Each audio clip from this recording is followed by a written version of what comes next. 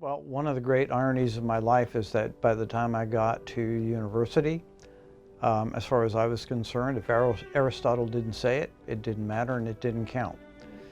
I spent from the time I was 10 and a half until I was 16 in the labs in some shape or form at Yale, and truly believed that in the end the universe was logical, ordered, structured, and eventually humans would figure all that out. As I mentioned in class one afternoon when I was 16, doing theoretical physics and chemistry, I realized that all the formulae had constants. And I realized that the constant was like putting a piece of cardboard up under the short leg of a table. And that brought me to the realization that there was nothing to know.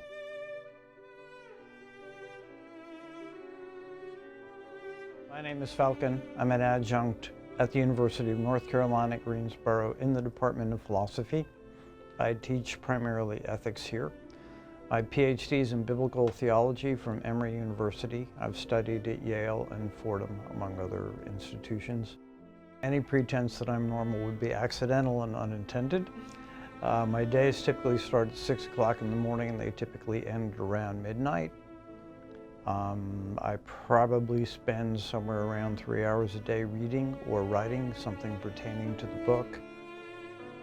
I can teach my students anything, but connecting to my students is why I'm here. If I can get one student to behave in a way that's more humane and change a life, then that makes all of this worthwhile. I'm open to all my students. It's strictly a question of whether or not they want to connect. I don't single out particular students. I would say that many of them are radically different, but they all know that if it's 3 o'clock in the morning and they're in the middle of an existential crisis, I will be there, as my teachers were there for me. I know what it's like to grow up without parents. I can't be a parent, but I can be a friend, I can be an older brother, I can be a professor. I don't want anything I'm saying to be construed as my being critical of other professors. You have to do what you're comfortable with, and whatever your style is, that's fine. Mine has always been different. I can't fix anyone's problems, but I can understand because of the depth of what I've had to deal with in my own life.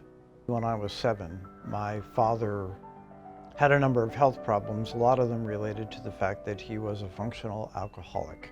At 13, my father had my mother cornered in the kitchen. He had a hot pot of coffee in his hand, and I remember he picked the pot up, and his arms were shaking. And I knew that if he hit my mother with the pot, I'd kill him. And I left. And that was the end.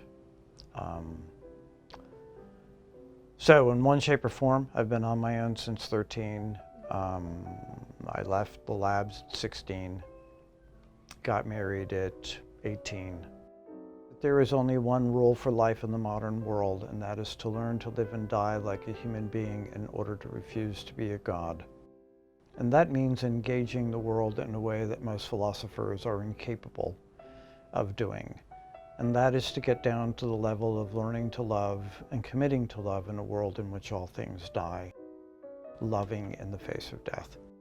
Or as Nietzsche said, whatever is done from love always occurs beyond good and evil. Logic cannot change the world for better, but connecting to another human as human, that can change the world.